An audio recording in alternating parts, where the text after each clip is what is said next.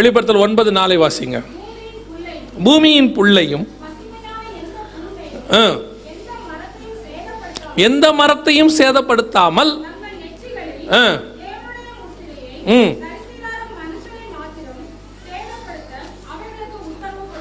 இப்ப அந்த வசனத்தை நல்லா கவனிச்சு பாருங்க. புல்லோ பூண்டோ மரமோ எதுவுமே சேதப்படாது, மனுஷன் மட்டும் சேதப்படுவான். கொரோனாவில் என்ன நடந்துச்சு? மனுஷன் மட்டும் சேதப்பட்டான், வேற எதுவுமே சேதப்படலை. இதுக்கு பேர் பயோவார்னு பேர்.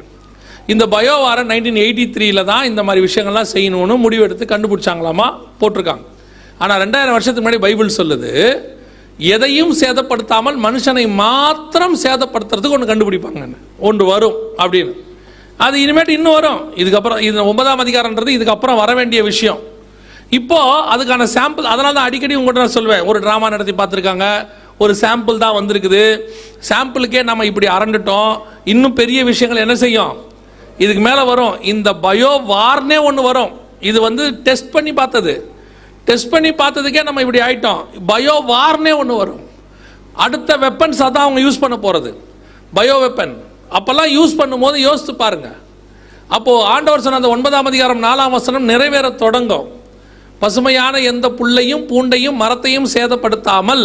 இப்போ கண்டுபிடிச்சிட்டான், குண்டு போட்டு எதுக்கு எல்லாத்தையும் வேஸ்ட் பண்ணி இப்போ மேலே இருக்கிற ஓசோன் லேயரெல்லாம் வேஸ்ட் பண்ணணும். அதுக்கு பதிலாக என்ன செஞ்சிடலாம், பயோவார போட்டால் மனுஷன் மட்டும் சேதப்படுவான். இப்போ அதுதான் இதை செஞ்சு பார்த்தாங்க. இப்போ பூமியிலிருந்து சமாதானம் எடுக்கப்பட்டாகி விட்டது. இன்னும் நம்ம நார்மலுக்கு வரல. இப்போ ஏதோ கர்த்தர் கிருபையாக நமக்கு ஒரு சில இடத்துல ஓப்பன் பண்ணி வச்சிருக்கிறாரு. நாம் கூடி தேவனை ஆராதிக்கிறோம், வசனத்தை கேட்டுக்கிட்டு இருக்கிறோம். இன்னும் நார்மலுக்கு வரல. இப்போவும் இன்க்ரீஸ் ஆகுது, குறையுது, ஏறுது, இறங்குதுன்னு டெம்பரேச்சர் மாதிரி சொல்லிகிட்டே இருக்கிறாங்க. ஜுரம் விட்டு விட்டு வருதுங்கிற மாதிரி. இப்போ திருப்பி ஏறுதாமா கொஞ்சம். அவங்ககிட்ட வேக்சின் விற்காட்டி ஏறும், வேக்சின் விற்றாச்சுன்னா இறங்கிடும். இவ்வளோதான் விஷயம்னு வச்சுக்கோங்களேன். இனிமேட்டு அப்படி தான் வச்சுருப்பான். சென்னையிலலாம் பார்த்தீங்கன்னா ஒரு 30 வருஷத்துக்கு முன்னாடி மெட்ராஸ் சைன் ஒன்று வரும். அது கரெக்டான மே மாதம் மட்டும் வரும். அந்த ஒரு மாதம் மருந்தெல்லாம் போட்ட உடனே அதுக்கப்புறம் 11 மாதமும் வராது இல்லையா? அந்த வியாதிக்கு கூட தெரியும் லீவில் தான் வரணும். மே மாதம் வந்தால் எல்லாரும் போடுவாங்க. அதே மாதிரி இந்த கொரோனாவுக்கும் ஒன்று தெரிஞ்சு வச்சுருக்குது, எலெக்ஷன் டயத்தில் வரவே வராது. நீங்கள் பார்த்துறீங்களா, எந்த நாட்டோட எலெக்ஷன் இருக்கும்போது கொரோனா வரவே வராது. கொரோனா கட்டுக்குள் இருக்கிறது. எலெக்ஷன் முடிஞ்ச உடனே கொரோனா இன்க்ரீஸ் ஆக தொடங்குகிறது. கொரோனாவுக்கும் தெரியுது இப்போ எலெக்ஷன் நம்ம போய் டிஸ்டர்ப் பண்ணக்கூடாது, முடிச்ச பிறகு போய்க்கலான்னு. எப்படி நம்மளை ஏமாத்துறாங்க பாருங்க. நம்மளும் தெரிஞ்சு நம்ம என்ன செய்கிறோம், சோத்திரத்தோடு ஏமாறுறோம். லேலூயா. பூமியிலிருந்து சமாதானத்தை எடுத்து போடும்படியான காலம் வந்துருச்சு. இனி பூமியில் சமாதானம் இருக்காது. இனி அடுத்தடுத்து நடக்கும். தேவ பிள்ளைகளுக்கு மட்டும்தான் சமாதானம் இருக்கும். அல்லேலூயா. நான் நிஜமாக தான் சொல்கிறேன், இது விளையாட்டுக்கெல்லாம் சொல்லலை. நேற்று கூட பார்த்தோம், வசனம் சொல்லுது, இவைகளெல்லாம் சம்பவிக்க வேண்டியதே, ஆனாலும் நீங்கள் கலங்காதபடிக்கு. இனி பூமியில் இதை விட செய்திகள் நிறைய கேட்கும். இதை விட மோசமான சம்பவங்கள் வரும். அடுத்து பஞ்சம் வரும், யுத்தம் வரும், 3ஆம் உலக யுத்தம் வரும். அதன் முடிவில் பருவநிலை மாற்றத்தின் விளைவாக மிகப்பெரியதான ஒரு பேரழிவு வரும். இதெல்லாம் அடுத்து பைபிளில் இருக்குது. நான் சொல்லாட்டியும் சயின்ஸு சொல்லிக்கிட்டே இருக்குது. சயின்டிஸ்ட்டு சொல்கிறான் அடுத்து என்னென்ன வரும், அடுத்து 2030 என்னென்ன நடக்க போகுது எல்லாம் அவன் சொல்லி வச்சுருக்கான். இனி அதுதான் வந்துக்கிட்டு இருக்கு. டிசீஸ் எக்ஸ் முடிஞ்சிச்சு, அடுத்து ஃபெமைன் ஆரம்பிக்க போகுது. ஒவ்வொன்றா நடந்துக்கிட்டே தான் இருக்கும். ஒரு கூட்டம் சொல்லணும், எதுக்கு இதெல்லாம் நம்ம தெரிஞ்சுக்கணும், தேவையில்லை. இதெல்லாம் நடக்கும்போது உங்களுக்கு ஒன்று தெரியணும், இப்படி ஒரு குழப்ப நிலை உருவாகும் போது, இவைகள் சம்பவிக்க தொடங்கும் போது, லூக்கா 21:28, இவைகள் சம்பவிக்க தொடங்கும் போது உங்கள் மீட்பு சமீபமாக இருப்பதால் நீங்கள் நிமிர்ந்து பார்த்து தலைகளை உயர்த்துங்க. அல்லேலூயா. இதெல்லாம் நடக்கும்போது நமக்கு ஒரு மீட்பு இருக்கிறது. அதுக்கு தான் இதை பார்க்குறோம். வெளியே இதெல்லாம் நடக்கும். தேவனுடைய பாதுகாப்புக்குள்ள இருக்கிறவங்களுக்கு எதுவும் அணுகாது. அல்லேலூயா. அந்த பாதுகாப்பை கர்த்தர் நமக்கு கொடுத்து வச்சிருக்கிறார். நீ விசுவாசித்தால் தேவனுடைய மகிமையை காண்பாய். இதுக்கு அடுத்து மிக முக்கியமாக 3வது முத்திரை, இதுக்கப்புறம் நடக்க போது இப்போ ஆரம்பிக்கிற நிலைமைக்கு வந்துருச்சு. 2021 இதை பற்றி அதிகமாக பேசிக்கொண்டிருந்த காலத்தில் ஆண்டவர் கொரோனா உச்சத்தில் இருக்கிற நிலைமையில் இப்போ ஆண்டவர் ஒரு காரியம் உணர்த்தினார். ஆவியானவர், இந்த கொரோனா உச்சத்துக்கு போச்சுன்னா கண்டிப்பாக எந்த ஒரு விஷயமே உச்சத்துக்கு போனால் அடுத்து என்ன செய்யணும், கீழே தான் வரணும். ஏன்னா அவ்வளோதான் உச்சம், அதுக்கு மேலே ஒன்றும் கிடையாது. உச்சத்துக்கு போச்சுன்னா கீழே இறங்கணும். பீக்கில் இருக்கும்போது ஆண்டவர் சொன்னார், 3வது முத்திரையின் காலத்தை பற்றி பேசு, இனி அதுதான் வரப்போகுது அப்படின்னு சொல்லி. ஸோ அப்போ 2021 நவம்பர் மாதத்துலேருந்தே மூன்றாவது முத்திரையை குறித்து தான் நாங்கள் சொல்லிக் கொண்டிருக்கிறோம். கொரோனாவை பற்றி பேசுகிறதே நிறுத்திட்டோம் நாங்கள். ஏன்னு சொன்னால் அது அவ்வளோதான், கடந்து போச்சு, நம்ம போயிட்டுருக்கிறோம். அதில் அதோடைய காலம் முடிஞ்சு மூணாவது முத்திரை வரப்போகுது. இனி வரப்போகிற எச்சரிப்பு தான் உங்களுக்கு தேவை. என்ன வரப்போகுது அப்படின்னு கேட்டிங்கன்னு சொன்னால், வாசிங்க 6ஆம் அதிகாரம் வெளிப்படுத்தின விசேஷம் 5வது வசனத்தை வாசிங்க. ம் ம் ம்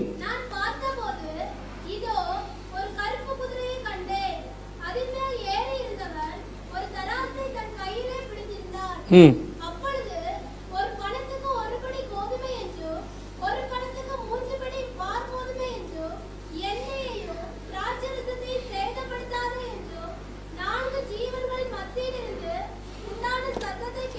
இதுதான் அடுத்து வரப்போகிறது. எக்கனாமிக்கல் கிரைசிஸ் வரப்போகுதுன்னு இல்லை, இதோடைய உச்சத்தை நாம் எப்படி, கொள்ளை நோய் வந்து இருந்துச்சு, எல்லா காலத்துலையும் என்ன இருக்குது, கொள்ளை நோய் இருக்குது. ஒவ்வொரு காலத்தில் ஒவ்வொரு நோய் இருக்குது. ஸ்பானிஷ் ஃப்ளூ இருந்துச்சு ஒரு காலத்தில், அதுக்கு முன்னாடி ஒரு காலத்தில் டிபி இருந்துச்சு, ஒரு காலத்தில் டைஃபாய்டு இருந்துச்சு, ஒவ்வொன்றும் ஒரு பெரிய வியாதியாக பூமியில் இருந்துச்சு. ஆனால் இது உலகளாவிய பாதிப்பை ஏற்படுத்திச்சு இல்லையா?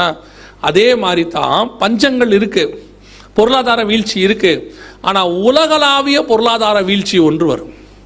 உலகளாவிய பொருளாதார வீழ்ச்சி, அதனுடைய விளைவாக எப்படி ஒரு கொள்ளை நோய் ஏறக்குறைய 150 நாடுகளையும் தாண்டி ஏதோ ஒரு 2-3 நாடு மட்டும்தான், தீவுகள் மட்டும்தான் பாதிக்கலையாமா கொரோனாவில்.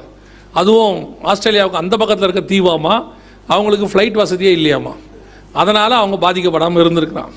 மற்றபடி எல்லா நாடும் பாதிக்கப்பட்டிருக்கு. அதே மாதிரி தான் ஒரு மிகப்பெரியதான பஞ்சம் அல்லது பொருளாதார வீழ்ச்சி உலகளாவிய ஒரு பாதிப்பை ஏற்படுத்தும். அந்த பாதிப்பினுடைய தொடக்கம் வந்து இப்போ வர தொடங்கிருச்சு. 2011 வர தொடங்கிருச்சு, 2021 வர தொடங்கிருச்சு. அப்போவே இவங்க ஐநா சபையில் ஒரு அஃபிஷியல் அனௌன்ஸ்மெண்ட் கொடுத்தாங்க. அஃபிஷியல் அனௌன்ஸ்மெண்ட்னா என்ன அப்படின்னு கேட்டிங்கன்னா, ஒவ்வொன்றுக்கும் ஒரு தலைமையகம்னு ஒன்று இருக்குது. அவங்க கொடுக்கறது தான் அஃபிஷியல் அனௌன்ஸ்மெண்ட்டாக இருக்கும். நம்ம பேசுறது ரூமர், யார் வேணாலும் பேசலாம், அது வந்து இருக்கலாம், இல்லாமல் போகலாம். ஆனால் தலைமையகம் ஒரு ஸ்டேட்மெண்ட் கொடுத்துச்சுன்னா அது வந்து ஆத்தென்டிகேட்டட் அப்படின்னு சொல்லுவாங்க. அது வந்து அங்கீகரிக்கப்பட்டது, ஆதாரபூர்வமானவை. இப்போ இந்த கொள்ளை நோய்க்கு யார் யாரோ என்னென்ன சொன்னாலும் சரி, WHO நமக்கு எப்பவுமே என்ன கொடுக்குது, ஒரு ரிப்போர்ட் கொடுக்குது. அதே மாதிரி 2018 WHO ரிப்போர்ட் கொடுத்துச்சு, டிசீஸ் எக்ஸ்னு ஒன்று வரப்போகுதுன்னு சொல்லி. அப்போ அதே மாதிரி நமக்கு வந்துச்சு, அதை பற்றி நம்ம நிறைய பார்த்துட்டோம். இப்போ அதே மாதிரி பஞ்சத்துக்கு அஃபிஷியல் அனௌன்ஸ்மெண்ட் கொடுத்தாச்சு. யார் கொடுத்துருக்குறான்னு கேட்டால் ஐநா சபை கொடுத்துருக்கு, UNO ஐக்கிய நாடுகள் சபை அவங்க கொடுத்துருக்குறாங்க. அஃபிஷியலி பஞ்சம் ஆரம்பித்து விட்டது, அதாவது அதிகாரப்பூர்வமாக பருவநிலை மாற்றத்தின் விளைவாக பஞ்சம் பூமியில் என்ன செஞ்சிருச்சு, ஆரம்பிச்சிடுச்சு. அது ஆரம்பித்த முதல் நாடு எதுனா மடகாஸ்கர். இதை பற்றி ஏற்கனவே நீங்கள் உங்களுக்கு இந்த சில வீடியோஸ் வெளியிட்டிருக்கிறோம், நீங்கள் பார்த்தீங்களான்னு தெரியாது. மடகாஸ்கர் பகுதியில் பஞ்சம் உச்சத்துக்கு என்ன செஞ்சிருச்சு, போயிருச்சு. அதனுடைய விளைவாக பிள்ளைகள் எல்லாம் பூச்சிகளை சாப்பிடக்கூடிய இடத்திற்கு போய்விட்டார்கள். மடகாஸ்கரில் நடந்துக்கிட்டே இருக்கும்போது கென்யா மிகப்பெரிய பாதிப்பை ஏற்படுத்தி மிருகங்களெல்லாம் செத்து விழுந்துச்சு. நார்மலாக மிருகங்கள், ஒட்டகங்கள்லாம் என்ன செய்ய ஆரம்பிச்சிச்சு, செத்து விட ஆரம்பிச்சிச்சு. அதனுடைய தொடர்ச்சியாக நம்ம எல்லாருக்கும் தெரிஞ்சு ஸ்ரீலங்கா திவால் ஆயிடுச்சு. ஸ்ரீலங்காவுடைய நிலைமை இன்னைக்கு திவால் தான். ஸ்ரீலங்கா திவால் ஆகிட்டே இருக்கும்போது பாகிஸ்தான் மிக மோசமான கண்டிஷனுக்கு போயிடுச்சு. அவங்க இன்னைக்கு 7% வட்டியில் வாங்கியிருக்காங்க. 50 காசுக்கு வாங்குற இடத்துல 7 ரூபாய்க்கு வாங்கியிருக்காங்க கடன். அப்போது பாகிஸ்தான் பிரதமரை கேட்குறாங்க, இவ்வளோ கொடுத்து நீங்கள் கடன் வாங்குறீங்களே, திருப்பி கொடுக்க முடியுமான்னு. அவர் சொல்கிறாரு, பிச்சைக்காரர்களுக்கு எவ்வளோ கேட்கணுங்கிற அதிகாரம் கிடையாதுங்கிற. அவர் தன்னை என்ன சொல்கிறாரு, பிச்சைக்காரன்னு சொல்கிறார். நாங்கள் கேட்குறோம், அவங்க இவ்வளோ தான் வட்டின்னு சொன்னால் நாங்கள் என்ன செய்ய முடியும், ஒன்றும் செய்ய முடியாது. இப்போ நாட்டை நாங்கள் காப்பாற்றி ஆகணும் அப்படின்னா என்ன அர்த்தம்னா திருப்பி கொடுக்கவே முடியாதுன்னு அர்த்தம். யோசித்து பாருங்கள், திருப்பி கொடுக்க முடியாது. ஆனால் இப்போதைக்கு நான் என்ன பண்ணிக்கிறேன், வாங்கி ஏதாவது ஒன்று பண்ணிக்கிறேன். இப்போ அதை விட மோசமான தப்பை ஸ்ரீலங்கா பிரதமர் செய்கிறார், நோட் அடிக்கிறார். இப்போ ஸ்ரீலங்கா நோட் அடிக்கிறாங்க. அப்படி அடித்தா எல்லா நாடும் காணாமல் போயிடுச்சு. பெனின்சுலாவும் மாட்டிக்கிச்சு, சிம்பாப்வேவும் மாட்டிக்கிச்சு, இப்போ இவங்களும் அடிக்கிறாங்க. ஸோ இவங்க எல்லாருமே கடைசி காலத்தில் ராங் மூவ் எடுக்கிறாங்க. அது கர்த்தரே செய்கிறார் அவங்கள. சில நேரத்தில் கர்த்தர் கை விட்டுட்டாருன்னு வச்சுக்கோங்க, எப்பேற்பட்ட பார்வோனும் முட்டாளாக மாறிடுவான். எப்பேற்பட்ட நேபுகாத்நேச்சார், நான் கட்டிய மகாபாபிலோன்னு சொன்ன நேபுகாத்நேச்சாரே மிருகமாக மாறிடுவான், மிருக இருதயம் வந்துடும். கர்த்தர் கூட இருக்கிற வரைக்கும் தான் எல்லா அறிவும் வேலை செய்யும். நிறைய பேருக்கு ஆண்டவர் கிருபையாக கொண்டு வந்து மேலே உட்கார வச்சுருவார். மேலே உட்கார வச்சு நல்லா உங்களுக்கு சம்பளம் வர ஆரம்பித்த உடனே இந்த அறிவு வந்து மிருக வேலை செய்யும். நம்ம ஆஃபீஸில் நம்மளை விட்டால் வேறு யார் இருக்கா? இப்போ நம்ம போனோம்னா இது எல்லாமே அவ்வளோதான், எல்லாமே ஸ்தம்பிச்சு நிற்கும் அப்படின்னும் போது ஆண்டவர் வேறு ஆளை கொண்டு எதிரில் நிறுத்துவார் அப்படின்னு நமக்கே ரொம்ப சந்தேகமாக இருக்கும். கொஞ்சம் பெருமையாக தான் யோசித்துட்டோமோ அப்படின்னு. கர்த்தருக்கு பிடிக்காத ஒரு விஷயம் அது ஆண்டவர், நான் என்னுடைய லைஃப்பில் நான் கற்று வச்சுக்கிற ஒரு விஷயம், கர்த்தர் உங்களுக்கு பின்னாடி ஒரு ஆளை உங்களுக்கு ஆல்டர்னேட்டாக எப்போவும் வச்சுருப்பார். புரியுதா? ஆண்டவர் வந்து இந்த ஆள் இல்லாமலாம் அலைய மாட்டார். ஐயோ இவன் போயிட்டானா நான் என்ன செய்வேன், நான் வேலைக்கு எங்கே போவேன், அதெல்லாம் இல்லை. அவருக்கு 7000 வருஷம் எக்ஸ்பீரியன்ஸ் இருக்குது. ஆதாம் காலத்திலேருந்து ஒரு ஆல்டர்னேட் ஆண்டவர்கிட்ட எப்போவுமே. ஏன்னா அவருடைய திட்டத்தை யாராலையும் தடுக்கவே முடியாது. நீங்கள் அதில் இருந்து செஞ்சால் உங்களுக்கு நல்லது. கொஞ்சம் தலையை தூக்கிக்கிட்டு நம்மளை தவிர வேறு யாரும் இல்லை நீங்களை தவிர வேறு எல்லாரும் இருப்பாங்க, நீங்கள் மட்டும் இருக்க மாட்டீங்க, தனியாக இருப்பீங்க. அதுதான் கர்த்தருடைய திட்டம். ரொம்ப எவ்வேற்பட்ட அமெரிக்காவை கவுத்துட்டு இருப்பாருங்க. இன்றைக்கி அமெரிக்காவுடைய நிலைமை என்ன தெரியுமா? மீள முடியாத கடன். வறுமை நாடுகள் பட்டியலில் போய் பாருங்கள், அமெரிக்காவுடைய பேர் இருக்குது. அமெரிக்காவுடைய பேர் வறுமை நாடுகள், போர் கண்ட்ரிஸ். அதில் வந்து யார் பேர் இருக்கிறா? அமெரிக்காவுடைய பேர் இருக்குது. ஒரு 20 வருஷத்துக்கு முன்னாடி அமெரிக்காவை நினச்சி பாருங்க, என்ன ஆட்டம். எவனாவது அவர்கிட்ட பேச முடியுமா? எந்த நாடுமே பேசாது.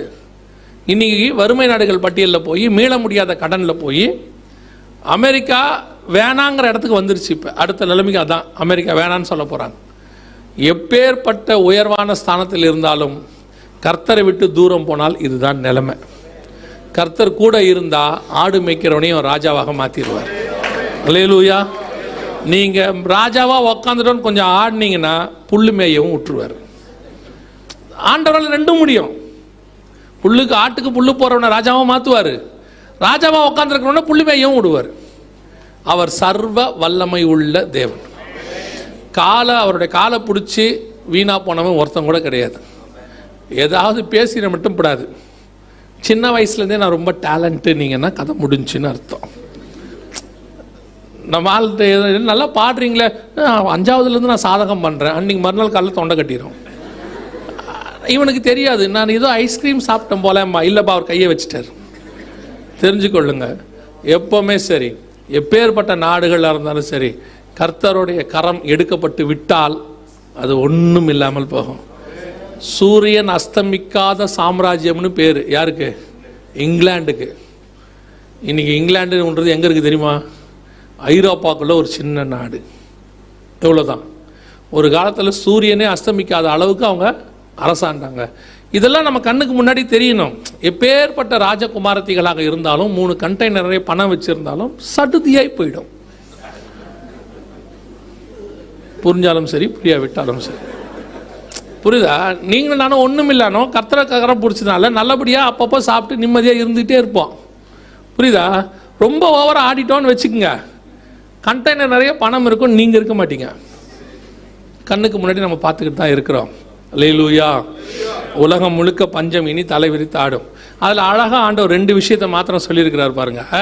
2 பொருளை மாத்திரம் சேதப்படுத்தாதே அப்படிங்கிறார். என்ன 2 பொருள் பாருங்க? எண்ணெயையும் திராட்சை ரசத்தையும். உங்களுக்கு தெரியும் நினைக்கிறேன், இன்னைக்கு லெவலில் நம்பர் 1 and 2 பிஸ்னஸ் எதுன்னு கேட்டிங்கன்னா ஆயில் அண்ட் ஒயின். உங்களுக்கு தெரியுமா? இந்த வசனம் சொல்லும் போது ஆயில் பிஸ்னஸ்லேயே கிடையாது. ஆயில் வந்து என்ன கிடையாது? ஆயில் பிஸ்னஸ்ங்கிறதே 1930க்கு பிறகு தான் ஆரம்பிச்சிச்சு. ஏன்னா இந்த நாடுகளெல்லாம் ஆயில் இருக்குதுங்கிறதையே 1930 தான் கண்டுபிடிச்சாங்க. ஆயில் ஒரு பிஸ்னஸாக மாறினதே அப்புறம் தான் ஃப்ளைட் கண்டுபிடிச்சாங்க, கார் கண்டுபிடிச்சாங்க. எல்லாமே 20ஆம் நூற்றாண்டில் வந்தது. 20 நூற்றாண்டுக்கு முன்னாடி கர்த்தர் சொல்கிறாரு, கடைசி காலத்தில் 2 மட்டும் சேதப்படாமல் இருக்கும். ஒன்று ஆயில், இன்னொன்று ஒயின். என்ன ப்ராஃபஸி பாருங்க. நான் அதுக்கு தான் திருப்பி சொல்கிறேன், ப்ராஃபஸிங்கிறது பைபிளில் இருக்குது பாருங்க. இந்த மாதிரியெல்லாம் ப்ராஃபஸி யாருமே சொல்ல முடியாது, கர்த்தர் ஒருத்தர் தான் சொல்ல முடியும். எண்ணெய்ங்கிறது ஒரு பிஸ்னஸ், தராசு பிடிச்சிருப்பாங்க, சேதப்படக்கூடாது அப்படிங்கிறத 2000 வருஷத்துக்கு முன்னாடி கர்த்தர் சொல்லி வச்சிருக்கிறாரு. இன்னைக்கு எண்ணெய் தான் பிஸ்னஸ். நீங்கள் நினைக்கிற எண்ணெய்னா வெறும் பெட்ரோல் டீசல் மட்டும் இல்லை. சமீபத்தில் ஒருத்தர்கிட்ட பேசிகிட்டு இருந்தேன். இந்த கடலுக்கு அடியில் வேலை செய்கிற ஒரு குரூப் இருக்குது, உங்களுக்கு தெரியுமான்னு தெரியல. அங்கேருந்து ஒரு எண்ணெய் எடுக்கிறாங்க, தெரியுமா? நீங்கள் யாராவது யூஸ் பண்ணுறீங்களா அந்த எண்ணெயை? இல்லை, நீங்கள் அத்தனை பேரும் அதை தான் யூஸ் பண்ணுறீங்க. என்ன எண்ணெய்? Sunflower oil. எந்த சன்ஃப்ளவருக்கு இவ்வளோ வருது ஆயில் வருது? அது வந்து கடலுக்கு அடியில் கிடைக்கக்கூடியதான ஒரு எண்ணெயாமா. அதை எடுக்கிறாங்க. அதை எடுத்துட்டு எத்தனையோ லிட்டர்ஸ், கோடிக்கணக்கான லிட்டர்ஸ் எடுக்கிறாங்க. அதை தான் நம்மெல்லாம் இப்போ என்ன பண்ணிக்கிட்டு இருக்கிறோம்? சாப்பிட்டுக்கிட்டு இருக்கிறோம். அந்த கடலுக்கு அடியில் கிடைக்கிற எண்ணெயை தான் நம்ம என்ன செய்கிறோம்? சாப்பிட்றோம். அப்புறம் இந்த பெட்ரோலு டீசல் எல்லாம் போக மிச்சம் மீதி இருக்கும் பாருங்க, இருக்கா இல்லையா? மிச்சம் மீதி, அதுக்கு பேர் பெட்ரோகெமிக்கல் ப்ராடக்ட். அதை தான் கொஞ்சம் வாசனையாக போட்டு குழகுழனாக்கி க்ரீமுன்னு தருவான். அது கண்ணுக்கு மேலே ஒன்று, கண்ணுக்கு கீழே ஒன்று, கன்னத்துக்கு மேலே ஒன்று, கன்னத்துக்கு கீழே ஒன்று, எல்லாத்தையும் போட்டு. ஆக்சுவலி இது போட்ட பிறகு நான் கொஞ்சம் வெள்ளையாக தெரியுறேன். ஆமாம், அது அப்படி தான் தெரியும். That is wastage. அவனுக்கு கீழே கொட்ட மனசு இல்லை, என்ன பண்ணலான்னு பார்த்தான். ஒருத்த மாட்டினா அவளை எடுத்து முகத்தில் போட்டுக்கிட்டு அப்படி. அதில் என்னன்னா, ஆண்டவர் சொல்கிறாரு, எத்தியோப்பியன் தன் தோலை மாற்ற கூடுமோ, சிவிங்கி தன் புள்ளியை மாற்ற கூடுமோ. நீ கற்பா இருந்தா கற்பு தான், சிவப்பா இருந்தா சிவப்பு தான். நம்ம கற்பா வந்து கத்தர் கொடுத்தா சோத்திரம் பண்ணிட்டு போகிறது. நான் கற்பா வச்சுருக்க இல்லை இருப்பு இல்லைன்னா குறைஞ்சி போயிட்டோம் நம்ம இல்லை. அதை ஒரு எதையோ தடவி பார்த்துட்டு நமக்கு நம்ம ஒரு செல்ஃப் சாட்டிஸ்ஃபேக்ஷன், கொஞ்சம் இன்னைக்கு கலரான மாதிரி தெரியுது அப்படின்னு. அது எப்படி ஆகும்? அதான் பைபிள் ஆகாதுன்னு சொல்லிருச்சே. அது ஆகவே ஆகாது. ஒரு தடவை வெயிலில் போயிட்டு வந்தோடனே திருப்பி அதே சேம் பிளாக் அப்படி என்னவோ. சரி, அவங்க தான் எதுவும் தெரியாமல் மாட்டாங்கன்னு பார்த்தா நம்மளால போட்டு, நம்மளும் தலைக்கு மேலே போட்டு குச்சி மாதிரி இப்படி நிற்க வச்சு, ஜெல்லு நல்லா இருக்குது, கூலாக இருக்குது, அப்படி போட்ட உடனே அப்படி க்ரீம் எல்லாம் போடுங்க. கிட்ட கொட்ட கீழே கொட்ட முடியாது, வேறு வழி இல்லை. இப்போ உங்கள்கிட்ட தான் வித்தாகணும், வேறு என்ன செய்ய முடியும்? இது எல்லாமே பெட்ரோகெமிக்கல் ப்ராடக்ட்ஸ். நீங்கள் யூஸ் பண்ணுற சோப்பு இல்லை எல்லாமே. எண்ணெய் வந்து இன்றைக்கி பெஸ்ட் பிஸ்னஸ். இன்றைக்கி பிரதரோட பேசிகிட்டு இருந்தேன். அப்போ அவங்க சொன்னாங்க, ஒவ்வொரு நிலையிலையும் ஒரு ஆயில் கிடைக்குதாமா. சூடு பண்ண பண்ண பண்ண பண்ண ஒவ்வொரு நிலையிலையும் ஒரு ஆயில் கிடைக்குது. டீசல் கிடைக்குது, பெட்ரோல் கிடைக்குது, கெரோசின் கிடைக்குது, எல்லாம் கிடைச்சி மிச்சம் மீதி கண்ணங்கரேல்னு ஒன்று இருக்குது, அதை தூக்கி தார் போட்டானாமா, ரோடை போட்டானாமா, இல்லையா? அப்போது எண்ணெய் தான் இன்றைக்கி என்ன இருக்குது யோசிச்சு பாருங்க. இது வந்து 1930s பிறகு தான் இப்படி ஒரு விஷயமே உலகத்துக்கு தெரியும். ஆனால் 2000 வருஷத்துக்கு முன்னாடி பைபிள் சொல்லுது, எண்ணெய் தான் அன்னைக்கு நம்பர் 1 and 2 இருக்கும். எண்ணெயையும் திராட்சை ரசத்தையும் சேதப்படுத்தாது. ரொம்ப பைபிளில் உள்ள விஷயங்கள் அத்தனையும் எவ்வளவு துல்லியம். அதுவும் இந்த கடைசி காலத்துக்குனே கத்தர் வச்சிருக்கிறார் நிறைய விஷயம், நம்ம காலத்துக்கு உரியதுன்னு சொல்லி. அறிவு பெருகி போகும், அநேகர் இங்கும் அங்கும் ஓடி ஆராய்வார்கள்லாம் இருக்கு இல்லையா? அதெல்லாம் முடிவு காலத்தில் நடக்க வேண்டியது இப்போ நடந்துகிட்டே இருக்குது. 3வது முத்திரை இனி வரும். இப்போ அதுக்கான உள்ளங்கை அளவு மேகம் தெரிய ஆரம்பிச்சிருச்சு. தண்ணீரும் எண்ணெயும் திராட்சை ரசமும் இன்றைக்கி 1 and 2 இருக்குது, சேதப்படாதபடிக்கு இருக்குது. மிச்சம் எல்லாமே ஒரு மிக மோசமான கண்டிஷனுக்கு போயிட்டே இருக்குது, பற்றாக்குறையில் போகுது. இப்போ கோதுமை உங்களுக்கு தெரியும் என்னவாயிருச்சு. அந்த வசனத்தில் எந்த ப்ராடக்ட் அளந்து கொடுப்பாங்கன்னு இருக்குது பாருங்களேன். திருப்பி வாசிங்க அதை.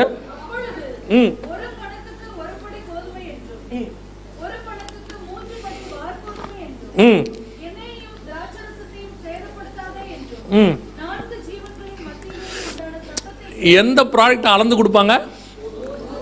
இன்னைக்கு வேர்ல்டே எதுக்கு அலையுது? யூரோப்பியன் கண்ட்ரீஸ்லேருந்து அத்தனை பேரும் ஒரு பொருளை தான் கேட்டுக்கிட்டே இருக்கிறான். எதை கேட்குறான்? கோதுமையை தான் கேட்குறான். இந்தியாவும் கோதுமை ஏற்றுமதியை நிறுத்திருச்சு. உக்ரைன் தான் உலகத்திலே அதிக கோதுமை ஏற்றுமதி பண்ணக்கூடிய நாடு. ரஷ்யா தான் 2வது கோதுமை ஏற்றுமதி பண்ணக்கூடிய நாடு. இப்போ 2 பேரும் கோதுமை இல்லைன்ட்டான். 3வது நம்மளும் இல்லைன்ட்டான்.